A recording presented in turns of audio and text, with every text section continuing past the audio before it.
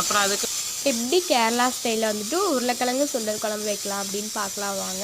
அதுக்கு ஃபஸ்ட்டு வந்துட்டு உருளைக்கிழங்கையும் சுண்டலையும் போட்டு வேக வச்சுக்கணும். ஒரு 3 விசில் விட்டிங்கனாவே நல்லா வெந்துடும். அதுக்கப்புறம் வந்துட்டு பார்த்திங்கன்னா தேவையான பொருட்கள் என்னென்னு பார்த்தீங்கன்னா வெங்காயம், தக்காளி, இஞ்சி பூண்டு பேஸ்ட்டு, மிளகா, அதுக்கப்புறம் வந்துட்டு கருவேப்பிலை. அப்புறம் மசாலா என்னென்ன மசாலா பார்த்தீங்கன்னா மிளகாத்தூள், மஞ்சத்தூள், மல்லித்தூள், கரம் மசாலா.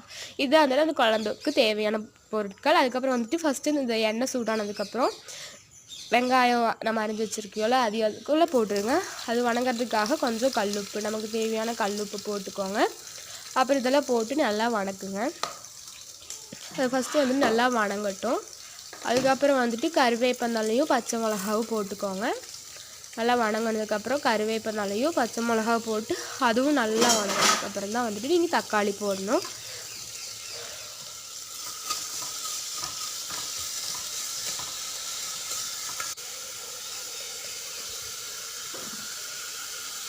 பச்சை மிளகா போட்டதுக்கப்புறம் தான் நல்லா வணங்குவது.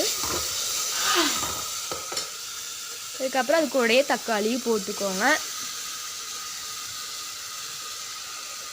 தக்காளி போட்டதுக்கப்புறம் அது நல்லா வணங்கட்டும். தக்காளி, வெங்காயம், பச்சை மிளகாய் இதெல்லாம் வந்து நல்லா வணங்கினதுக்கப்புறம் வந்துட்டு தேவையான மசாலாலாம் நீங்கள் போட்டுக்கோங்க.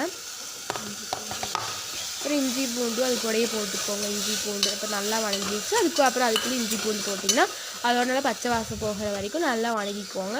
அதுக்கப்புறம் மஞ்சத்தூள், மிளகாத்தூள், மல்லித்தூள், அதுக்கப்புறம் வந்துட்டு கரம் மசாலா, இந்த 4 மசாலாவை போட்டு நல்லா மிக்ஸ் பண்ணிக்கோங்க.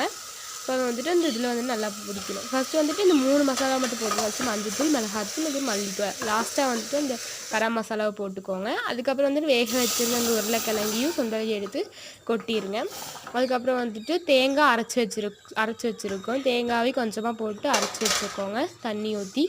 உங்களுக்கு வேணும்னா நீங்கள் வந்துட்டு பொட்டுக்கடலை சேர்த்துக்கலாம். இப்போ வந்துட்டு இந்த கரம் மசாலையை போட்டுக்கோங்க அந்த கடலைக்குள்ளேயே. அப்புறம் இப்போ தேவையான அளவு உப்பு போட்டுக்கோங்க. உப்பு இருக்கா இல்லையான்னு பார்த்துட்டு அதுக்கப்புறம் நம்ம அரைச்சி வச்சுருந்த அந்த தேங்காய் அதையும் போட்டு நல்லா வந்துட்டு மிக்ஸ் பண்ணிக்கோங்க. அப்புறம் அது நல்லா கொதி வந்ததும் இறக்கிக்கோங்க. சரிங்களா?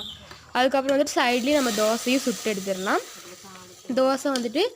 தோசை ஊற்றி நம்ம வந்துட்டு அதையும் சுட்டு எடுத்துக்கலாம். அதுக்கப்புறம் வந்துட்டு தாளிப்பு கொடுக்கணும் வந்துட்டு குழம்புக்கு. அதுக்கு ஃபஸ்ட்டு வந்துட்டு வடைச்சட்டி வச்சு அதில் கொஞ்சம் எண்ணெய் ஊற்றி கடுகு நல்லா பொரிஞ்சதுக்கப்புறம் வந்துட்டு கருவேப்பிலை இது 3 தான் நம்ம வந்துட்டு நல்லா பொரிஞ்சதுக்கப்புறம் அந்த குழம்புல எடுத்து ஊற்றிடணும்.